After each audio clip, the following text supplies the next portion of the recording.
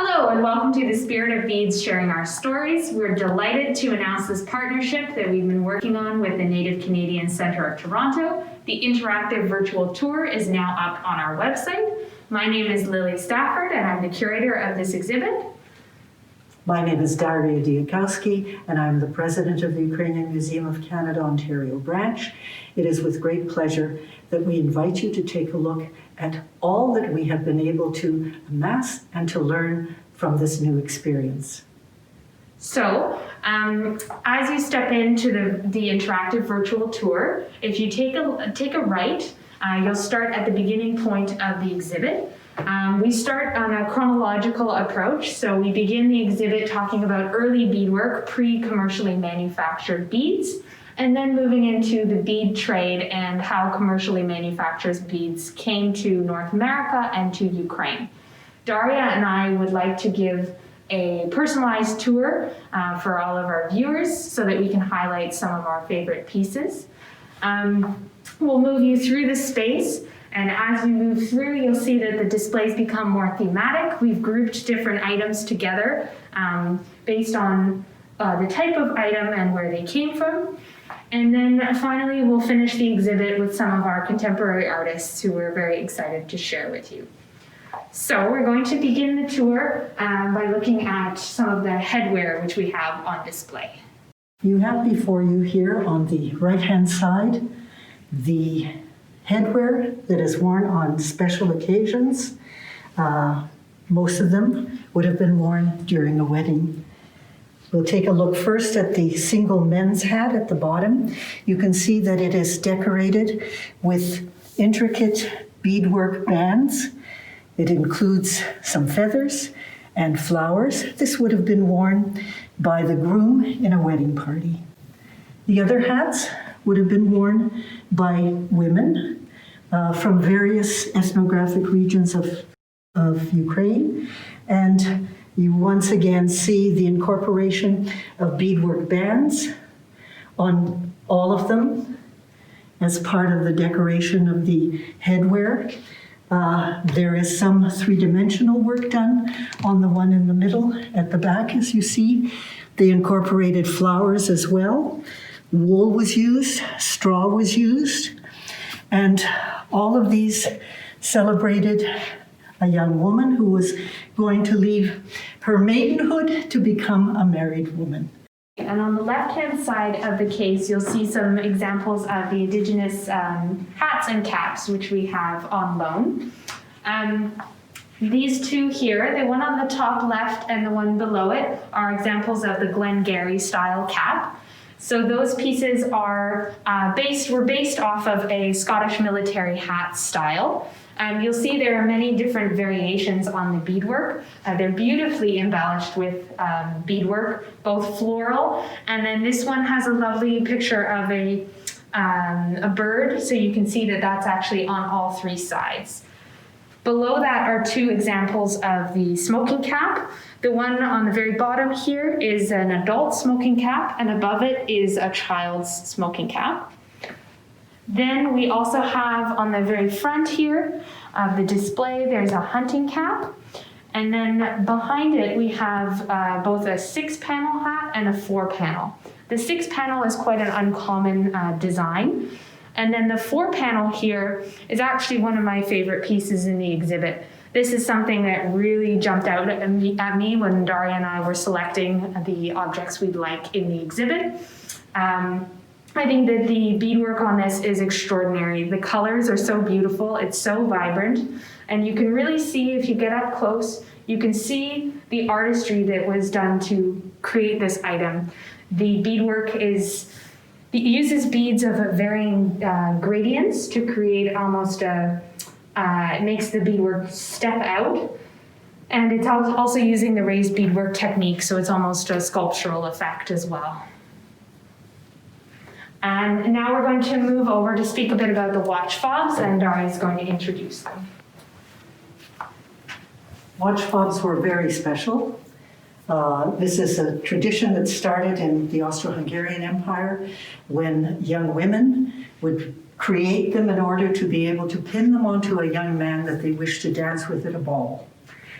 They later became talisman to protect soldiers that were going to war. So a young woman who was in love with one of the soldiers would create one of these watch fobs, pin it under the breast pocket of his uniform, and she would hope that that would be something that would protect him through the battles. If you take a look here too, you see the symbolism that is very common in Ukraine, and that is the lion representing Lviv with the crown above it. And here you see the trident in both of these cases. The use of yellow and blue was also an indication that these people were trying to underline the fact that they were Ukrainian. And of course, you see embroidery patterns shown in almost all of these because beading did develop their particular style based on embroidery patterns. So here you see two of them that are available for viewing. And I'd like to highlight these two items on the left here. These, although they're very different in their purpose, we thought it would be an interesting comparison with the watch fobs. These are two examples of Indigenous Victorian pocket watch cases. So you'll see they're both ornately decorated in different types of floral beadwork. And the one up top here is an earlier version, and this one is a little bit later.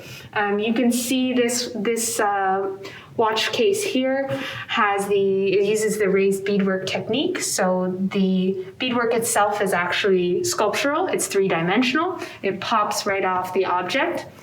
And up top here, you see this beautiful floral motif, and then below it, we have this sweet little bird. Storing a pocket watch in this way, the owner would put their watch inside this pocket or this one up here, and that would actually help the mechanism keep time better by having it up on the wall. Okay, so now we're just going to step over to this side of the gallery. And I'm going to speak a little bit about this case, which is very special. So this case was inspired by something which came up when I was doing my research, and Daria and I were speaking with many Indigenous artists.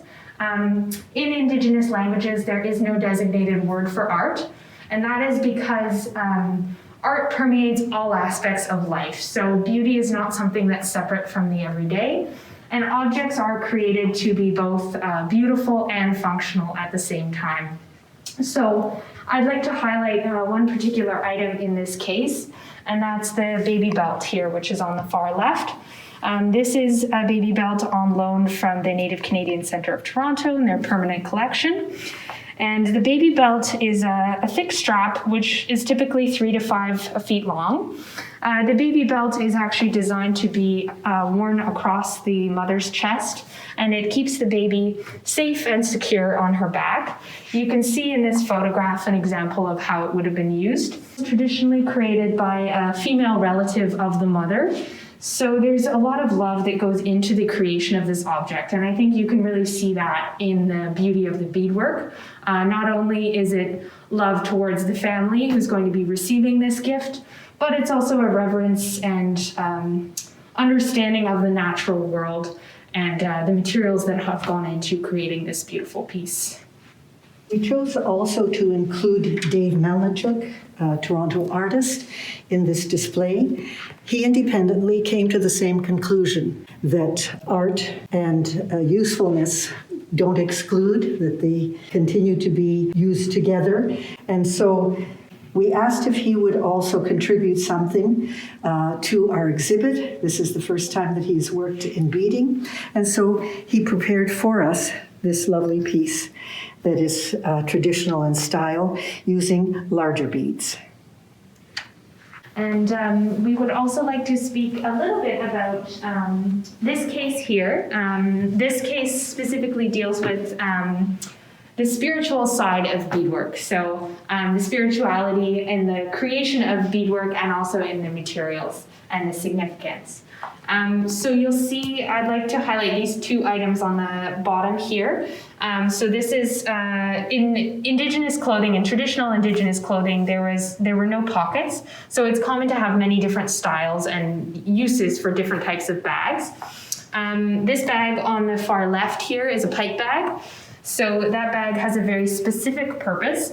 It's intended to carry a sacred pipe, which would be used in a sacred pipe ceremony.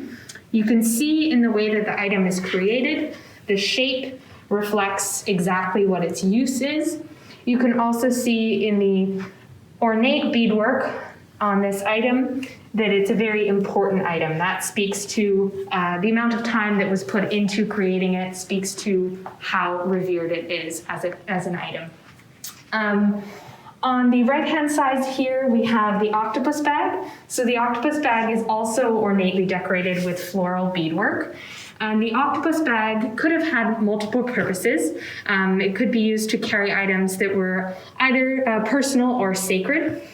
The octopus bag actually has 4 tabs on each side. So that's a total of 8 tabs, which is where the name comes from. Another concept that I would like to highlight, which came out during our research and also when I was speaking with different Indigenous artists who helped us in the creation of this exhibit. One idea that was very interesting was the concept of the spirit bead. So for many Indigenous artists, although not all, when they're creating an item that they feel particularly proud of and it's some of their best work, they may drop in a bead which is mismatched, so it'll be a different color from the other beads surrounding it. And this is not a mistake. It's actually a sign of humility. They believe that the Great Spirit is the only being capable of perfection, and so this is a sign of humility in the face of this, in the face of the Great Being. If you also look around this gallery, you'll see as you're exploring, I encourage you to look at some of the pieces in detail and see if you can actually spot the spirit bead, because many of them actually do have one. Religion played a large part in the Ukrainian family as well. If we take a look at modern creations, beaded pesanke, we have to hark back to pre-Christian times in which these particular talisman were made using the wax resist method. They protected the family. They were later Christianized by explaining that these eggs that appeared inanimate actually gave birth to new life. And so they took on a Christian meaning. We have here 2 creations, including the cross. If you take a look at the photograph at the back, you can see how coral beads are always accompanied by a cross in formal wear. Especially when people were taking pictures, they made sure that they put out all of the jewelry that they had. Here you can also see adaptations in a more modern time using a beaded neckband, but older forms where they used not just silver and gold, because that was certainly something that only the wealthiest could afford, but various kinds of metal in order to create neckwear, and to which was attached a cross.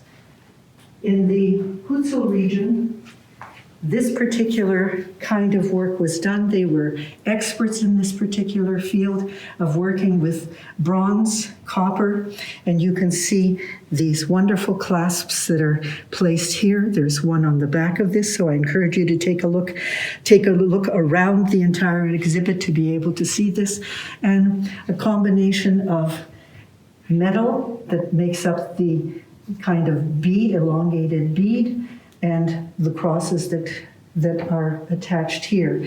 There are even some that would be completely covering a chest where crosses would be incorporated into one piece, a chest piece.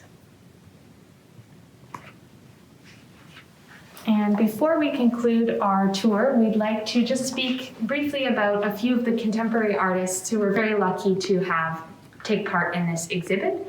Daria is going to introduce a few of our Ukrainian artists. It's my pleasure to be able to introduce these 2 people who happen to be related. The mother, Maria Harasin, and her daughter, Anna Harasim. As is common in so much of this kind of work, the tradition is passed on from one to the other. And so you have an example here of the kind of work that Maria Harasim has done. And you can see that she moves from more traditional and begins to explore all sorts of techniques in order to come up with something original. And then you see Anna Harasim, her daughter's work, where she branches out into very contemporary bracelets, as you see here, pins, and even a ring. I think that it is important for us to understand that love for something can be passed on through the generations, and certainly this beadwork is a very good example of that. We are also very happy to announce that we have the work of Maria Rapan here as well. Maria has been a huge help in the development of this exhibition as well. Maria is a renowned expert in Ukrainian beadwork. She has worked both in Canada here and in Ukraine as well. She teaches a variety of different beading workshops. She's a scholar. She's published much material about Ukrainian beadwork and done many presentations. Here you can see a few samples of Maria's beautiful work. Particularly in the middle is an interesting piece. This is a beaded mask covered in sunflowers, which Maria has made for the Toronto Bead Society's Mask Challenge on August 12th, 2020. And we're very happy to welcome Maria for this exhibit. Additionally, we are welcoming, and we're very honored to welcome Katie Longboat and Naomi Smith. This is Katie's work here. Katie is a Toronto-based artist, and she's originally from Six Nations of the Grand River. Katie has been beading for over 15 years. She's very talented. As you can see, her beadwork brings together many traditional techniques, and she's innovated the craft with all kinds of new materials, including Swarovski crystals and gold beads. Katie's work is really just a visual delight, and we hope you take the time to enjoy it during the interactive virtual tour. Additionally, we also have Naomi Smith joining us, which is a great pleasure. Naomi has also been a great help in the development of this exhibit. Naomi is an artist. She's also an educator. She teaches all kinds of beadwork workshops. She's also curated multiple exhibits, and she teaches all kinds of various communities and groups. Her work focuses on raising awareness and teaching different types of Indigenous knowledge and understanding the history of Indigenous beadwork as well. So you can see here we have a couple of Naomi's strawberries, her strawberry pin cushions. Naomi's pin cushions are on the far right here. So those are the two there. And these are Victorian pincushion style, which is based on these historical pincushions on this side of the display. Strawberries are a very, very important Indigenous symbol, which you can actually read quite a bit more about in our interactive virtual tour. We are very lucky to have Naomi here, and we're very pleased to exhibit her work. So we encourage you to come and take a closer look. Also take advantage of all of the wonderful photographs that have been enlarged so that you can see the original way in which all of these items were worn. I think that you will really enjoy the opportunity to take a close look at the work of many, many artists. We thank you for attending this virtual tour. We're very excited to share the interactive virtual tour with you, and we hope you have as much fun as we did exploring the space and learning.